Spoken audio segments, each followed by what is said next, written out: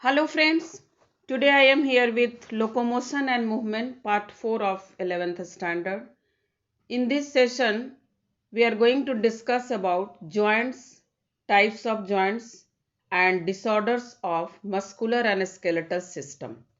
So let us start the session. First of all, we will discuss about joints. Joints are the points of contact between bones or between bones and cartilage. And joints are classified into three major structural forms. They are fibrous, that is immovable joint, cartilaginous, that is slightly movable joint, and synovial, that is free movable joint. So let us study about all the three types of joints. First of all, we will discuss about fibrous joint. Fibrous joints do not allow movement. Why? Because bones are held firmly by the bundles of strong white collagen fibers and are present in the suture of skull bones. Here in this diagram you can observe the fibrous joint. Second joint is cartilaginous joint.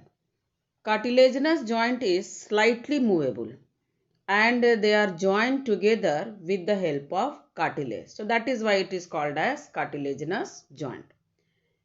This type of joint is present between the adjacent vertebrae in the vertebral column. In the given figure, you may observe the cartilaginous joints. Now the third type of joint is synovial joint. Synovial joint is the freely movable joint and is present between the limb bones. In this case, synovial fluid is present between the joints. Example of synovial joints are ball and socket joint, that is present between humerus and pectoral girdle, hinge joint, also called as knee joint, pivot joint, which is present between atlas and axis, gliding joint, which is present between carpals, and saddle joint, which is present between carpals and metacarpals of thumb. Here in this figure, you can clearly visualize the synovial joint. In the given figure, it is about different types of synovial joint and their location in the human body.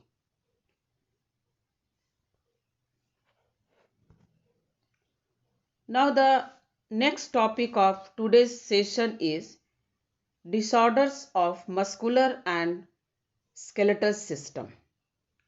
First disorder is myasthenia gravis. Myasthenia gravis is autoimmune disorder which affect our neuromuscular junction, which lead to fatigue, weakening and paralysis of skeletal muscle. Next disorder is muscular dystrophy. In this case, there is progressive degeneration of skeletal muscle and is mostly due to genetic disorder. This figure shows the myasthenia gravis. Here it is about biceps with muscular dystrophy, where there is degeneration of skeletal muscle. You may compare it with normal biceps. Another disorder is tetany, where there is rapid spasm, that is wild contraction in the muscle due to the low concentration of calcium ion in the body fluid. Next is about arthritis. Arthritis is the inflammation of joints. It is a common disease of old age. The symptoms of arthritis are pain and stiffness in the joint. Next is about sprain. In this case, there is injury to a joint capsule and there is stretching or tearing of tendons or ligaments.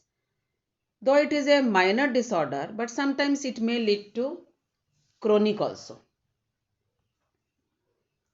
In this case, you may observe about tetany, arthritis and lateral ankle sprain.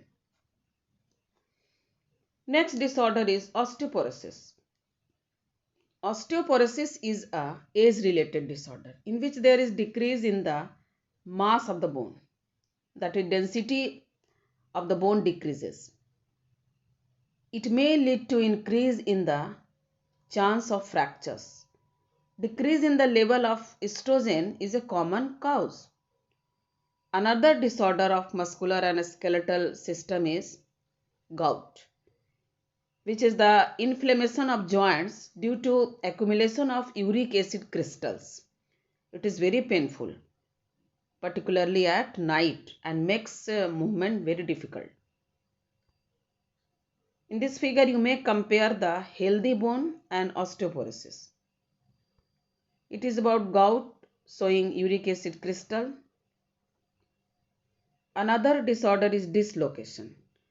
In dislocation, there is displacement of bones from their normal position at a joint. Dislocation is accompanied by pulling or even tearing of the ligaments. Last disorder is slip disc. It is the displacement of vertebrae and intervertebral fibrocartilage disc from their normal position. Slip disc may result from mechanical injury or defect of ligament holding the vertebrae together. In the given figure, you may observe the shoulder dislocation. Here it is about slip disc. So this is all about today's session.